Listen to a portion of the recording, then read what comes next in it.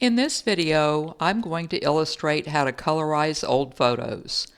I already made a video on how to restore old photos, and I always wanted to know how to colorize them.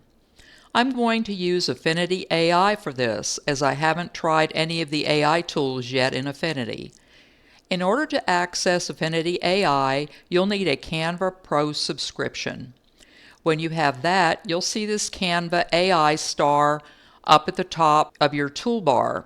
Canva is billing me $8 a month right now for the subscription, and it's been pretty consistent. So the only reason I have it, quite frankly, is because I use Canva and I wanted to use some of the pro features in Canva. So this is a nice aside that I'll get to try out some of these AI tools. I don't know how much I'll use them, but now I want to try out the colorizer and see how it works. To be perfectly honest, I've had mixed results using the AI colorization tool, and I'll show you what I mean in this video.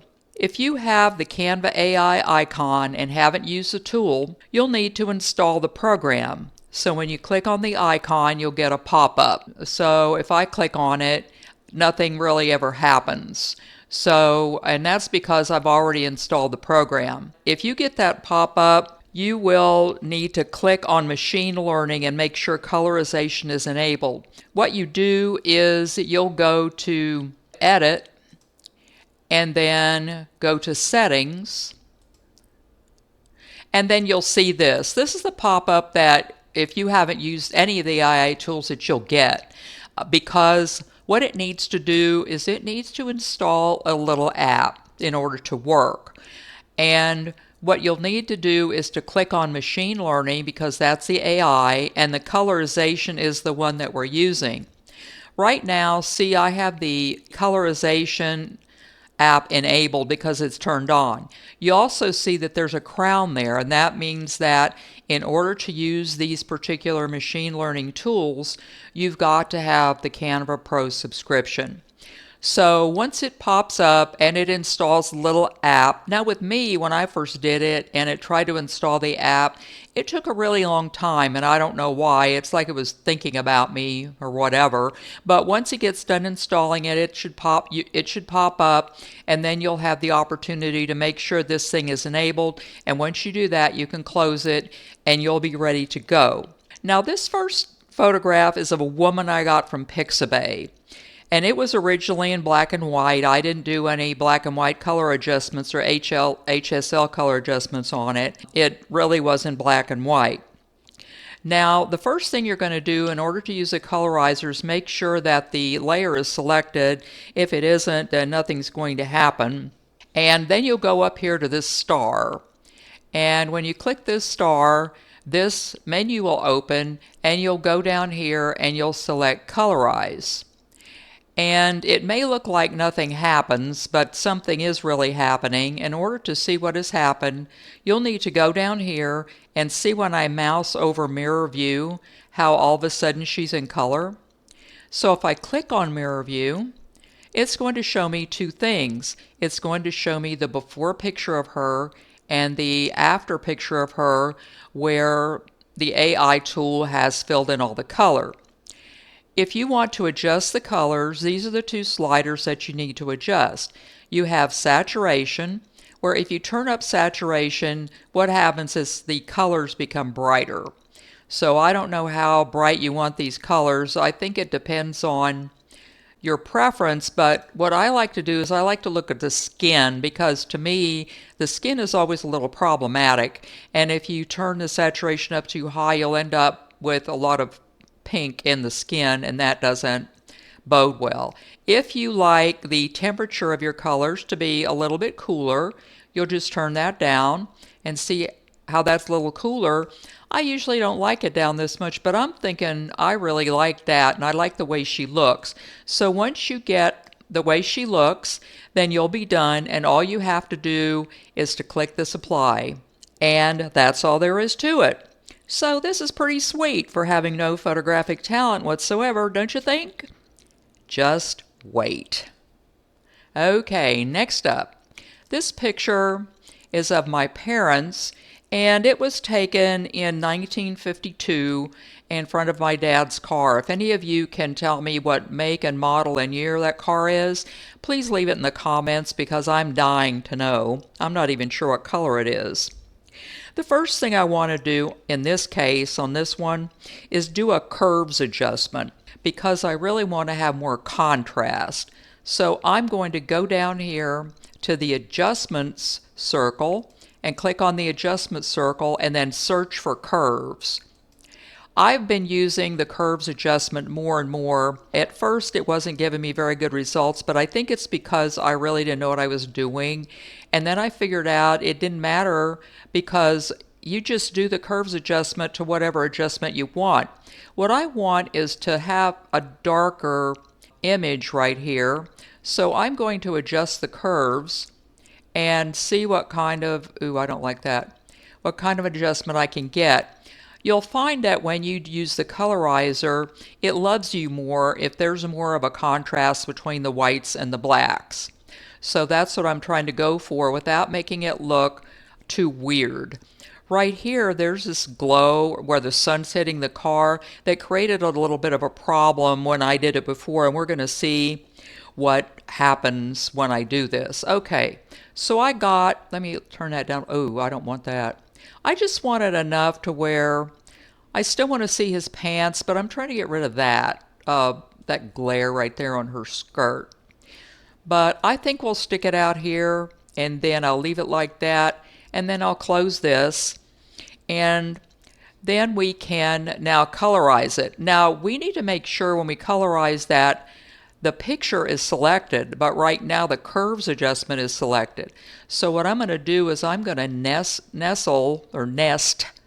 the adjustment inside the picture, and then I'm going to select the picture, and that's the one I'm going to colorize. So I'll select this and then select colorize, and then in order to see it, we'll need to see the mirror view. How come we can't see the mirror view? Oh, there we go. Okay, it was just taking too long to think.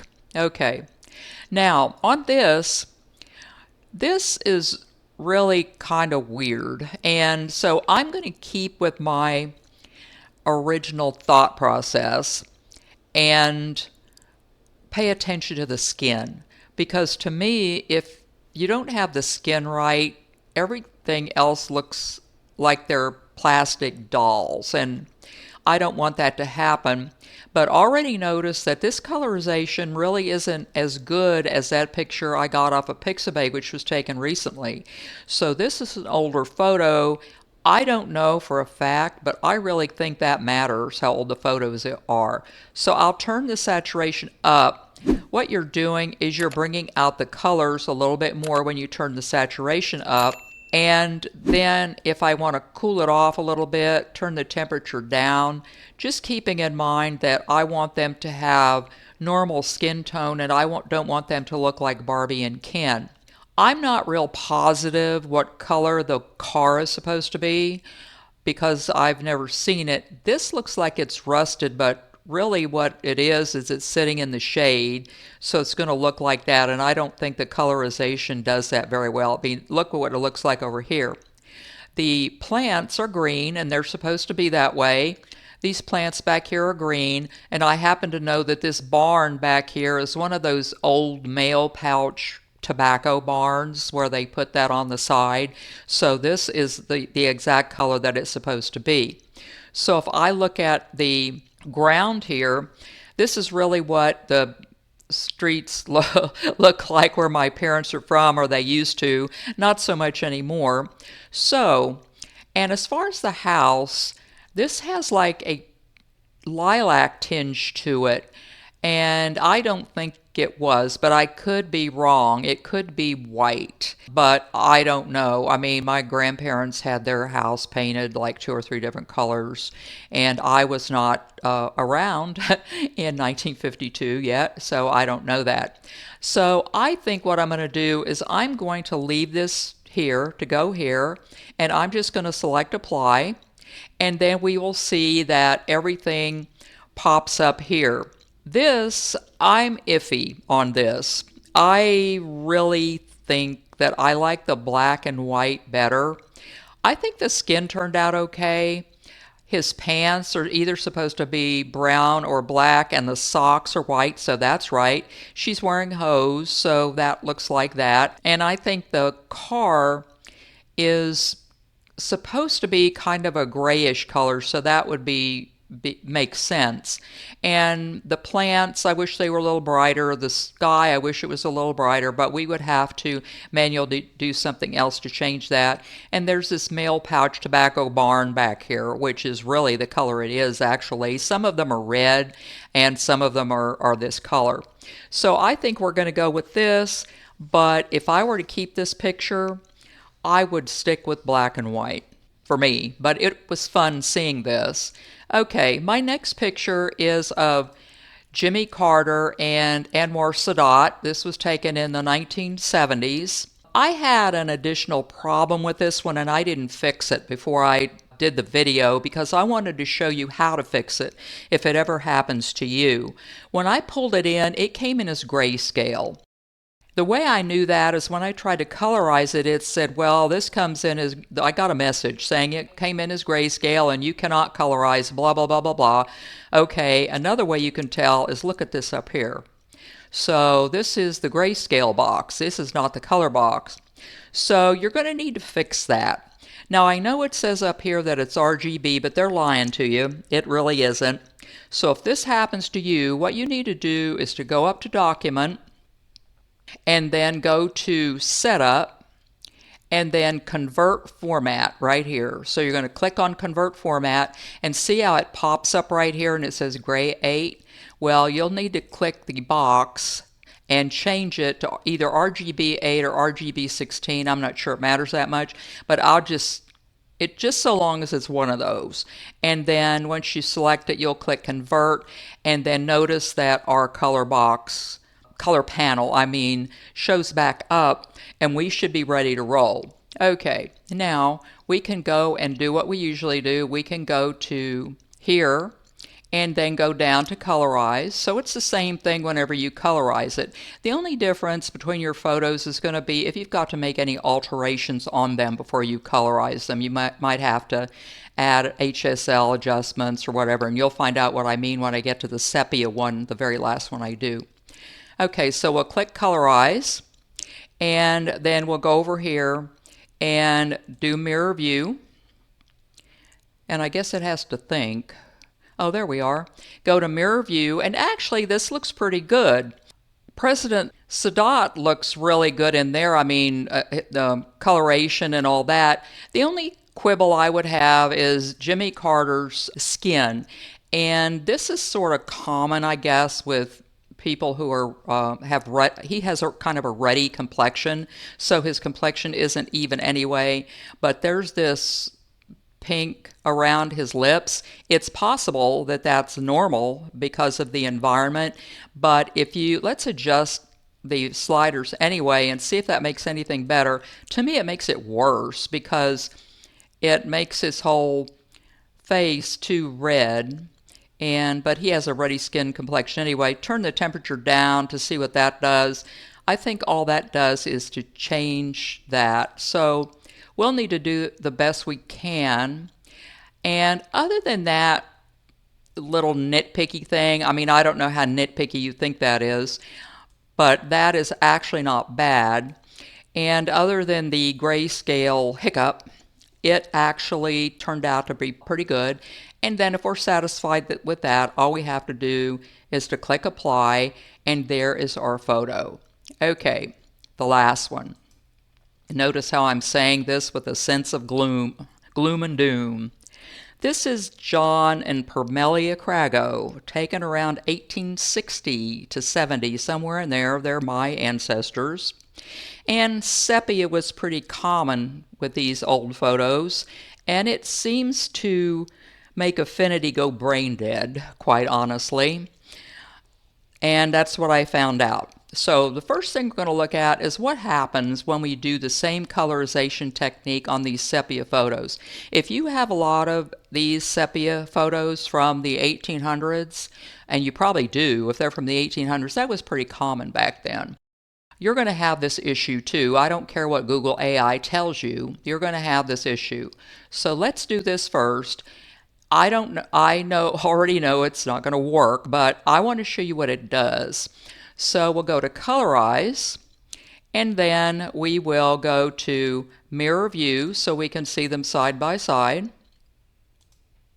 And all it really did was it took the sepia out of the whole photo. It didn't colorize it, and mainly it's because it doesn't seem to understand where the channels are. I think that's it. I wrote down an explanation that I dug up on why this happens, but if you turn up the saturation, it's just going to give you green, and if you turn down the temperature, it's just going to give you a lot of blue. So changing that doesn't do you a whole lot of good. So I did some research on this. So we're going to cancel out of this unless you want a picture that color. I mean, now you'll have a sepia one and you'll have this one over here. But we're going to cancel out of that and go back here. And so after some research, I found that the first thing you have to do, at least according to the research, is to get rid of that sepia tone and get a true black and white photo. You can do this one of two ways. You can either add an HSL adjustment or a black and white adjustment to do this. So let's give this a go. I'm going to try the HSL adjustment first. So we click on the adjustment circle and then go up to HSL, and it's going to open up this color wheel. And what you do is you take the saturation slider and turn it all the way down to the end. Now it looks like you have a black and white photo. So now when we have what we wanted, let's get out of here and let's see what happens when we do the colorization. So we can click on here and go colorize, and then mirror view, and they look exactly alike. So basically we didn't get any color out of it. We just got two black and white photos. And what you're going to find is if you do the black and white adjustment, it's going to do the same thing. It really doesn't matter. So I'm not going to bother to take you through all that. So, well, I'll go ahead and cancel out of this. And just to show you that I'm not lying, I'll delete this again, and then I'll do this adjustment. We've done black and white adjustments before. Select black and white, and then it gives you a black and white, and then we can close that, go up to colorize over here, and then do the mirror adjustment, and there we are. Now if we if we do the saturation, it's going to change a little bit, but not a lot to where it's going to matter. And so I'm going to apply this because after doing some other reading, it told me that, okay, if that doesn't work, then try doing some curves. Because the point of doing the curves was to darken it up and make it to where there's more of a difference between the blacks and the whites. So we'll just move the curves around and see if we can do that. The only unfortunate thing is you've got some of this stuff you have to clean up. So if we were going to do that, I actually like this darker. I mean, I would prefer that than the one I had before. And their face structure is more obvious. But what you really should do if you're going to restore photos and do this is to clean up the scratches first before you do anything. That's kind of a rule of thumb. So anyway, I did the black and white adjustment, and now I'm going to see if giving it more contrast like that will make a difference with colorization, because according to Google AI, this is supposed to work if you're having trouble with your sepias. Okay, so we can go down here, click on Colorize, and then down here you go Mirror View so you can see them both and nothing happens. But I do like that black and white contrast better than the original one, so I'll probably file that away in my brain for future reference. So, my sepia photo didn't work, and the question is, why? I'll go ahead and cancel this and keep it like that. So after some more investigating, it turns out that sepia tone works as kind of a filter. And the older your photos are, the worse they are. The more likely it is you're going to have to do them manually, which I plan on doing in the future. There is a way you can colorize them manually. I just haven't learned how to do that yet. So that sepia tone works as kind of a filter, and it keeps the AI from detecting the black and white tone mapping and keeping it from functioning correctly. So, where did I get all this information I'm telling you? Google AI. All the suggestions I tried that did not work were from Google AI. For an added touch, Google AI suggests converting the sepia to grayscale, which we already know doesn't work because we found that out from the Carter and Sadat photo. Since the colorizer doesn't work in grayscale, it will always give you a little message that you can't do that. So, after trying out the AI colorization feature in Affinity, I kind of found it to be a mixed bag, to tell you the truth.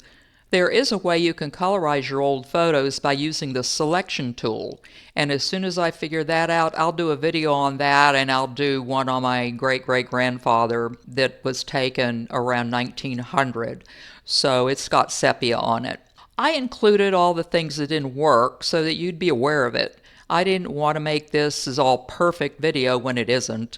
Down deep, I'm hoping someone out there has an answer for the sepia problem.